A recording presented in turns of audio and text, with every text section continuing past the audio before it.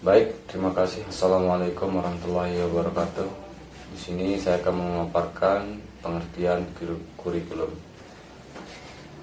Apa itu kurikulum? Kurikulum adalah rencana pembelajaran yang dirancang untuk mencapai tujuan pendidikan tertentu di suatu lembaga pendidikan. Dalam kurikulum diatur berbagai aspek seperti tujuan pendidikan, materi pelajaran, metode pengajaran, evaluasi pembelajaran, serta aktivitas-aktivitas yang harus dilakukan untuk mencapai hasil yang diinginkan. Baik, adapun kurikulum mencangkup yang pertama, tujuan pendidikan. Sasaran akhir yang ingin dicapai baik dari segi pengetahuan, keterampilan maupun sikap peserta didik. Yang kedua, materi pembelajaran, isi atau bahan yang akan dipelajari oleh peserta didik untuk mencapai tujuan pendidikan. Yang ketiga, metode pengajaran.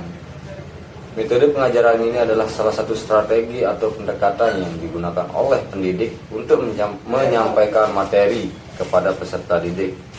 Yang keempat, evaluasi, proses penilaian untuk mengukur sejauh mana peserta didik mencapai tujuan pendidikan.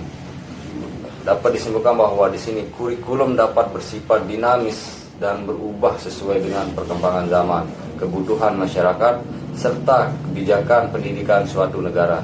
Di Indonesia contohnya, kurikulum pendidikan telah mengalami beberapa perubahan, seperti dari kurikulum 2006 KTSP hingga kurikulum 2013, yang terbaru adalah kurikulum Merdeka. Baik, mungkin hanya itu paparan yang dapat saya sampaikan. Terima kasih untuk waktunya dan saya ucapkan Assalamualaikum warahmatullahi wabarakatuh. Assalamualaikum warahmatullahi wabarakatuh. Di sini saya akan menjelaskan tentang landasan kurikulum. Di mana landasan kurikulum ini adalah gagasan, asumsi atau prinsip yang menjadi dasar atau titik tolak dalam mengembangkan kurikulum. Di mana landasan kurikulum ini itu dibedakan menjadi 4 bagian. Yang pertama ada landasan psikologis, yang kedua ada landasan filosofis, yang ketiga ada landasan historis, dan yang keempat ada landasan sosiologi. Di mana landasan filosofis ini adalah landasan yang berkaitan dengan hakikat filsafat dan pendidikan. Landasan ini bertujuan untuk memberikan arahan belajar kepada peserta didik. Yang kedua, landasan psikologis.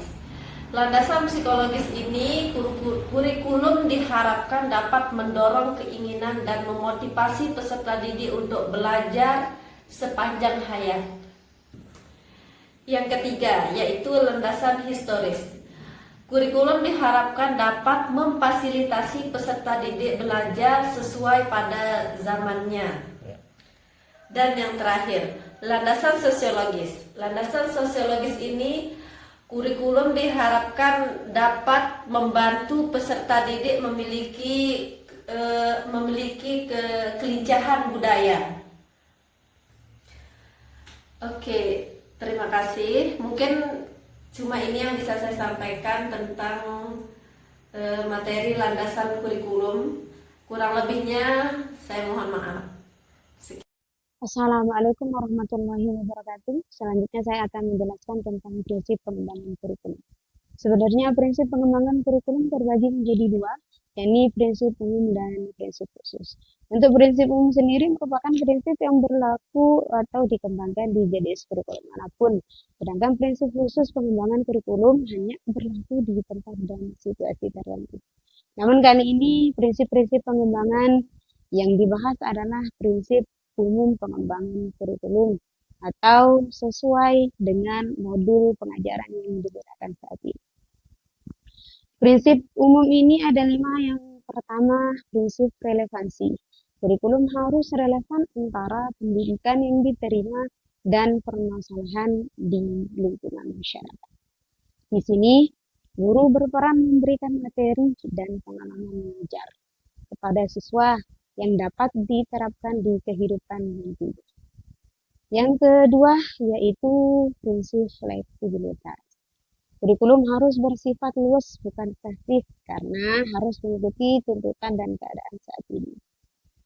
Yang ketiga yaitu prinsip berkesinambungan atau kontinuitas. Prinsip kontinuitas dalam pengembangan kurikulum memiliki makna sebagai penyusunan pedoman pengajaran. Harus direncanakan secara proporsional antara program materi yang akan diajarkan dengan aspek perilaku. Yang keempat yaitu prinsip efektivitas. Dalam pengembangan kurikulum, prinsip ini berhubungan dengan cara guru dalam menyampaikan materi pelajaran dan implementasi kurikulum di kelas. Sedangkan untuk siswa berkaitan dengan cara mereka memahami pelajaran. Yang kelima atau yang terakhir ini adalah prinsip efisiensi. Prinsip efisiensi berhubungan dengan tenaga, waktu, serta biaya yang dikeluarkan untuk mencapai hasil yang memuaskan. Itu adalah 5 prinsip pengembangan kurikulum. Terima kasih. Assalamualaikum warahmatullahi wabarakatuh. Assalamualaikum warahmatullahi wabarakatuh. Selanjutnya saya akan membahas komponen kurikulum. Dalam konsep pengembangan kurikulum terdapat salah satu konsep yakni komponen kurikulum, di mana komponen kurikulum terdiri dari 4 kategori, yakni isi, tujuan, strategi, dan evaluasi. Isi merupakan segala sesuatu yang diberikan kepada peserta didik dalam proses pengajaran yang dalam rangka mencapai tujuan.